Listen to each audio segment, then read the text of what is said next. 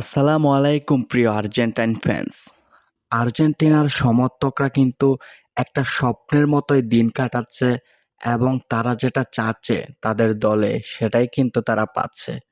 তারা পাওলো দিবালাকে মেসির রিপ্লেসমেন্ট হিসেবে চেয়েছিল, তারা তাকে পেয়েছে এবং অলরেডি পাওলো দিবালা একটা ম্যাচে ১১ মিনিট খেলেও ফেলেছে এবং অনেকেই চেয়েছিল যে এই মুহূর্তে পাওলো দিবালা একটা গোল করুক, সে কিন্তু গোলও করে দেখিয়েছে। মাত্র ১১ মিনিট তাকে গেম টাইম দেওয়া হয়েছিল। সেই ১১ মিনিটের মধ্যেই কিন্তু সে গোল করে দেখিয়েছে। এটা অনেক বড় একটা বিষয় এবং এটা আর্জেন্টিনার জন্য অনেক বড় একটা প্লাস পয়েন্ট। এবার চলে আসি, তারা যে আজকে যে ম্যাচটা খেলবে কলম্বিয়ার সাথে বাংলাদেশ সময় রাত ২:৩০ বাজে, ওই ২:৩০ বাজে ওই ম্যাচে স্টার্টিং লাইন আপে কে কে থাকতে পারছেন না। কে কে থাকতে পারছেন না এটা কেন বলছি? কারণ তাদের দুইটা প্লেয়ার ইনজুরি নিয়ে ভীষণভাবে ভুগছেন। একজন এত জটিল না হলেও তাকে কিন্তু বিশ্রাম দেওয়া হতে পারে, কিন্তু আরেকজন অলরেডি ইনজুরেড। একজন অলরেডি ইনজুরি হয়ে গেছে এবং সেই প্লেয়ারটা কে? সেটা হচ্ছে গঞ্জালেস। গঞ্জালেস কিন্তু গত ম্যাচে তাকে কিন্তু বেশি খেলানো হয়েছে এবং সে বেশি খেলার কারণে সে ডিফেন্সও করেছে, অ্যাটাকও করেছে। সে বেশি খেলার কারণে অনেক পরিশ্রম করে খেলেছে, সেই জন্য কিন্তু সে ইনজুরি হয়ে গেছে এবং ম্যাকঅ্যালিস্টারকে তো আমরা দেখেছি সেই ম্যাচের জন্য মনে হচ্ছে যে পুরা মিডফিল্ডটাই ম্যাকঅ্যালিস্টার একাই কন্ট্রোল করতেছে, এটাই মনে হয়েছিল।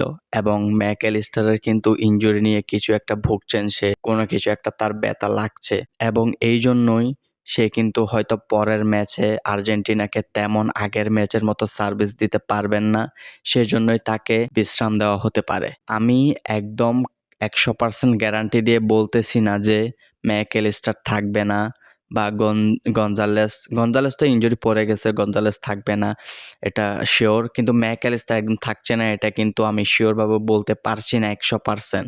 কিন্তু আমি বলতেছি এই দুইটা প্লেয়ার থাকবে না, এটা আপনারা ধরে নিন। কারণ যে আগের ম্যাচে এত ভালো পারফর্ম করেছে এবং সে একটু অস্বস্তি ফিল করতেছে এই ম্যাচগুলা খেলতে, সে যেহেতু ভালো সার্ভিস দিতে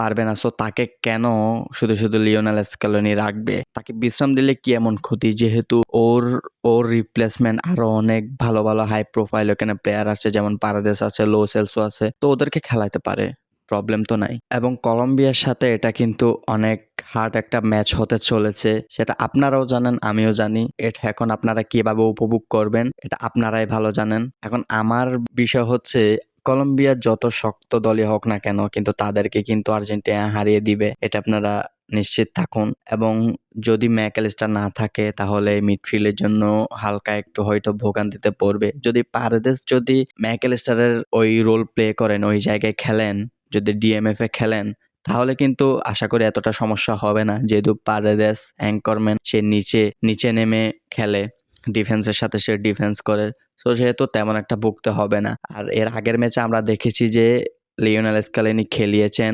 ৩-৫-২ ফরমেশনে। ওই ফরমেশনে তো খেলবেন এটা নিশ্চিত, কারণ যেহেতু আগের দলটা একটু নরম ছিল, তাদেরকে একটু অ্যাটাক বেশি করতে হবে, কারণ গোল তারা তেমন একটা অ্যাটাক করবে না, তাদেরকে একটু অ্যাটাক বেশি করতে হবে বেশি গোল পাওয়ার জন্য। এখন সামনে যে ম্যাচটা খেলবে এটা তো হয়তো লিওনেল স্কেলিনি 4-4-2 ফরমেশন দিবে, আর না হয় 4-3-3 ফরমেশন দিবে, এই দুইটাই দিবে। সো ডিফেন্সে যেহেতু ৪ জন হয়ে যাবে, তো ওইখানে ওতামেন্ডি না খেলার সম্ভাবনা বেশি, কারণ বর্তমানে ওতামেন্ডির থেকে লিসান্দ্রো বেশি ভালো সার্ভিস দিচ্ছে আর্জেন্টিনাকে, এটা বলাই যায়। তো ডিফেন্সে ক্রিস্টিয়ান রোমেরো আর ওতামেন্ডি থাকবে, আর মিডফিল্ডে হয়তো পারেদেস শুরু করবে, পারেদেস আর ডিপল। আবার পাওলো দিবালাকেও কিন্তু সেকেন্ড স্ট্রাইকার পজিশনে রাখতে পারে, রাখার সম্ভাবনা অনেক বেশি, যেহেতু সে গত ম্যাচে ভালো করেছে। তো আবার আপনাদের একটা প্রশ্ন যে গঞ্জালেস যেহেতু থাকবে না লেফট উইঙ্গে, সো ওইখানে ও রোলটা কে প্লে করবে, কে খেলবে? সো আপনাদের অনেকেরই প্রশ্ন থাকতে পারে যে ও রোলটা হয়তো